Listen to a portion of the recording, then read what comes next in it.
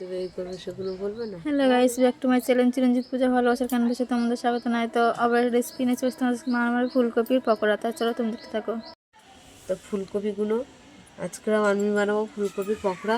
তো ফুলকপিটা আমি কেটে নিচ্ছি।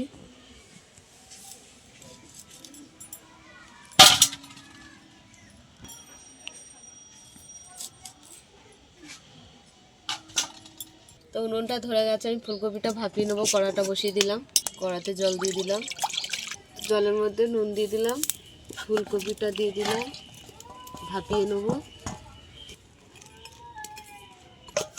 চাপা দিয়ে দিলাম, তো ঢাকাটা খুলে দিলাম।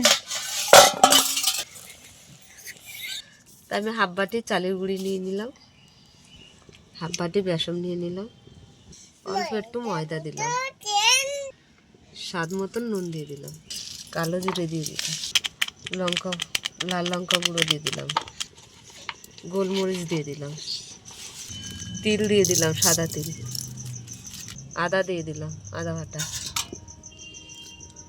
একটা বানিয়ে নেবো অল্প অল্প জল দিয়ে। কম হয়ে যাবে না? ঠিক আছে, কমফোর আমি ফুলকপির মধ্যে মাখিয়ে নেবো। ফুলকপির মধ্যে কমফোর মাখিয়ে নিয়েছি। তো কড়া গরম হয়ে গেছে, তেলটা দিয়ে দিলাম। তো ফুলকপি আমি কটা নিয়ে নিলাম, নিয়ে এরকম করে চুবিয়ে চুবিয়ে,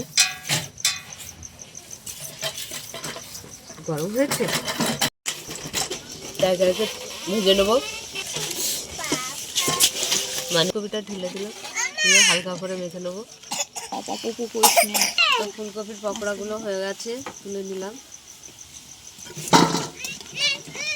হ্যাঁ, একে একে ভেজে নেবো। তো পকোড়াগুলো হয়ে গেছে, তুলে দিলাম।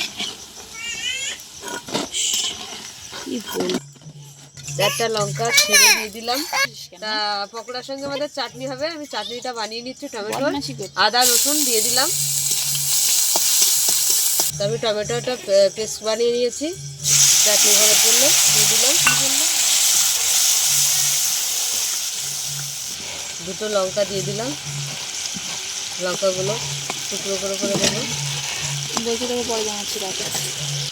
স্বাদ মতো নুন দিয়ে দিলাম। হ্যাঁ, কি আর এক জায়গায় যাবো, তাই ধার তারিখে লাল লঙ্কা, গুঁড়ো লঙ্কা দিয়ে দিলাম একটু। তো টমেটো চাটনিটা হয়ে গেছে, নামিয়ে নিলাম। চাট মশলা দিয়ে দিলাম।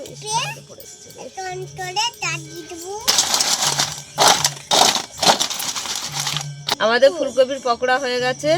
তা তোমাদের কেমন লাগলো বলো, ভালো লাগলে লাইক করে দেবেন, শেয়ার করে দেবেন, কমেন্ট করে দেবেন, আর সাবস্ক্রাইব করে দেবেন, আমাদের পাশে থাকবেন, আর ভিডিওটা অবশ্যই দেখবেন। টাটা।